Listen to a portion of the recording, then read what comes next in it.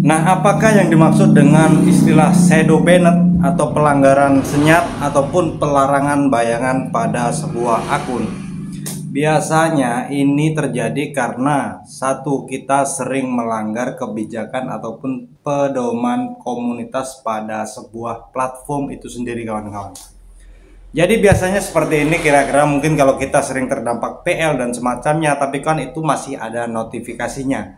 Nah, selebihnya jika kita sering melakukan pelanggaran-pelanggaran tersebut, maka dari pihak platform itu sendiri, entah di Facebook, TikTok, Instagram, YouTube, ataupun aplikasi lainnya, itu pasti memiliki cara untuk membanet akun kita secara diam-diam tanpa pemberitahuan. Tapi bukan berarti akun kita diblokir secara permanen. Bisa jadi mungkin kalau blokir permanen kalau akun kita melakukan pelanggaran yang dibilang serius itu sendiri. Tapi kalau masih tingkat wajar atau klaim hak cipta ataupun konten viral asli, itu masih wajar.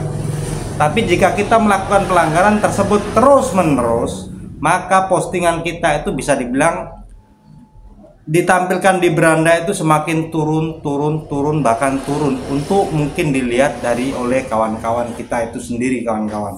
Makanya kenapa view kita yang kita dapat itu tidak sesuai dengan follower yang kita peroleh itu sendiri.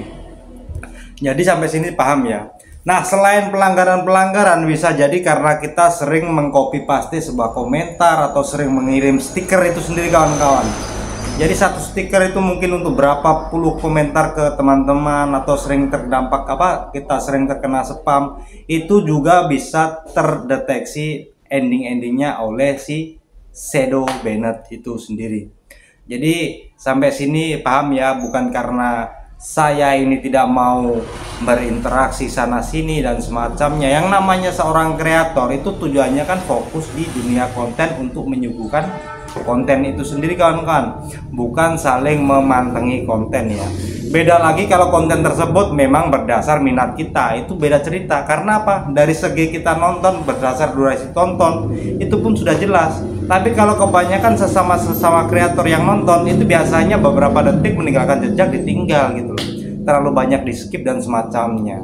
Jadi istilahnya ini alat pendeteksi untuk dari sebuah platform itu sendiri untuk mendeteksi kecurangan-kecurangan pada platform mereka itu sendiri, kawan-kawan.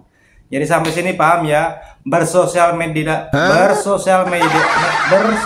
medialah sesuai kebutuhanmu, minatmu, dan hobimu itu sendiri. Jadi mau dicurangi model bagaimanapun, yang namanya sebuah platform atau sebuah perusahaan itu pasti mempersiapkan alat tersebut untuk mengurangi kecurangan-kecurangan pada pengguna sosial medianya. Jadi kurang lebih seperti itu saja.